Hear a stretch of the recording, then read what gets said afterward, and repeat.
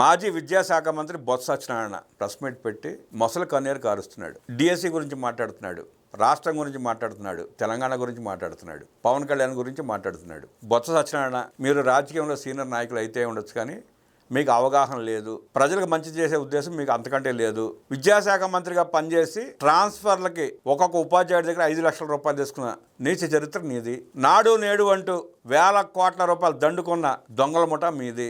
నువ్వు విద్యాశాఖ గురించి మాట్లాడితే నీ చుట్టుపక్కల ఉన్న వాళ్ళు కూడా నవ్వుకున్నారని తెలిసినా కూడా అర్థం కాకుండా ఏదో మాట్లాడేసి వెళ్ళిపోతే అయిపోద్ది అనుకుంటున్నావు. నీ సీటు చిరిగిపోయింది, నీ సినిమా సితార అయింది, ఇంకెందుకు అవాకులు చవాకులు పేలుతావు? నువ్వు ఎన్ని వందల కోట్ల రూపాయలు నొక్కేసావో, నీ నాయకుడు జగన్ రెడ్డికి ఎన్ని వందల కోట్ల రూపాయలు చేరేసావో ఆ విద్యాశాఖను అడ్డం పెట్టుకుని స్పష్టంగా ప్రజలకు తెలిసే నీకు చీపురుపల్లిలో చీపుడు తిరగేస్తే మళ్ళీ వైజాగ్ పారిపోయి వచ్చావు.